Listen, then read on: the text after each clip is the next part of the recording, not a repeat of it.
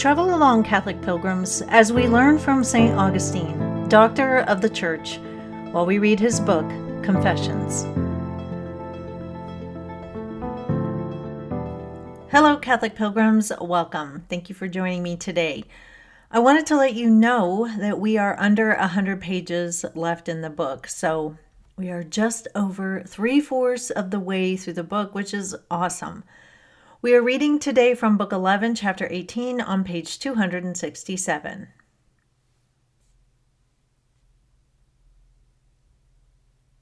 O Lord, my hope, allow me to explore further.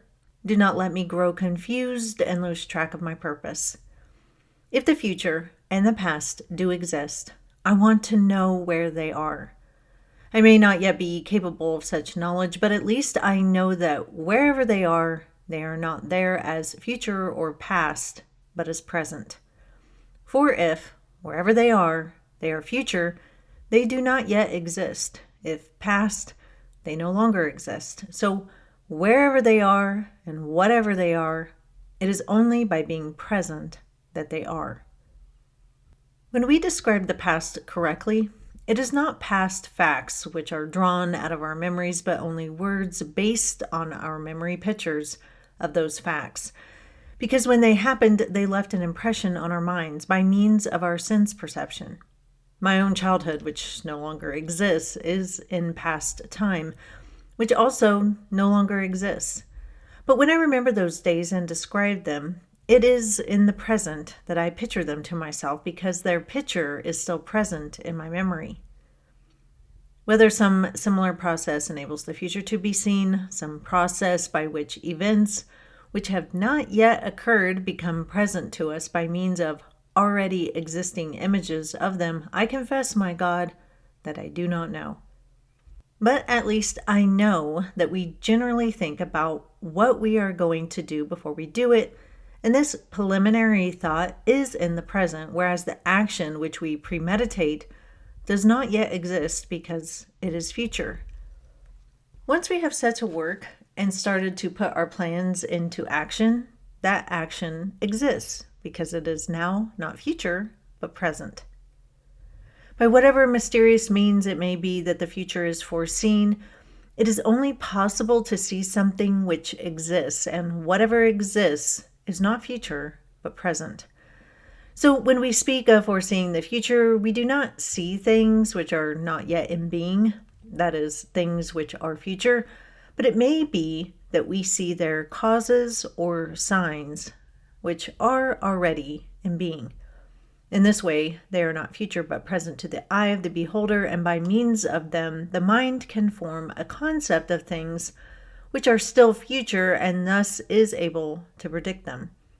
These concepts already exist, and by seeing them present in their minds, people are able to foretell the actual facts which they represent. Let me give one example of the many from which I could choose. Suppose that I am watching the break of day. I predict that the sun is about to rise. What I see is present, but what I foretell is future. I do not mean that the sun is future, for it already exists, but that its rise is future because it has not yet happened. But I could not foretell the sunrise unless I had a picture of it in my mind, just as I have at this moment while I am speaking about it. Yet the dawn, which I see in the sky, is not the sunrise, although it precedes it, nor is the picture which I have in my mind the sunrise. But both the dawn and my mental picture are seen in the present, and it is from them that I am able to predict the sunrise, which is future. The future, then, is not yet, it is not at all, and if it is not at all, it cannot possibly be seen. But it can be foretold from things which are present, because they exist now and can therefore be seen. As we have discussed at length, time is a funny thing. I wanted to share with you a story about a funny time experience I had.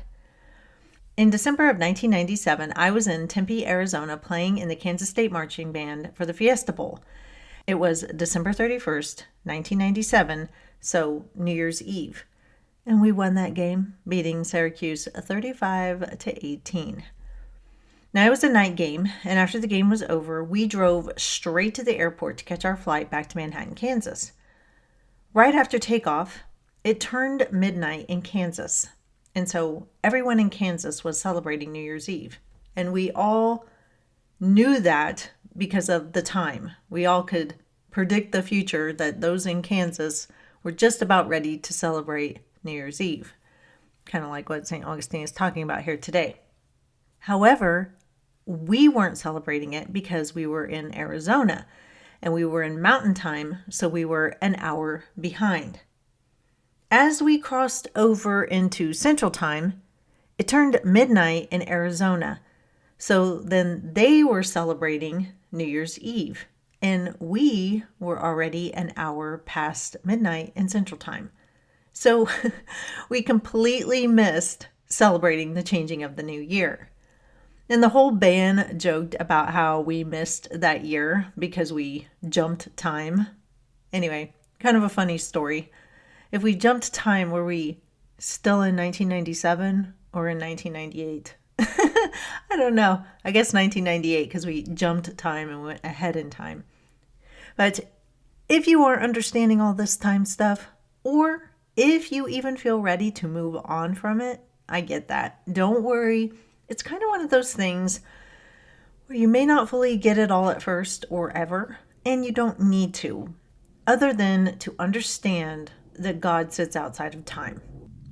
But that is all the time we have for today, Catholic Pilgrims. I will see you back here soon, and until then, live the faith boldly and travel well.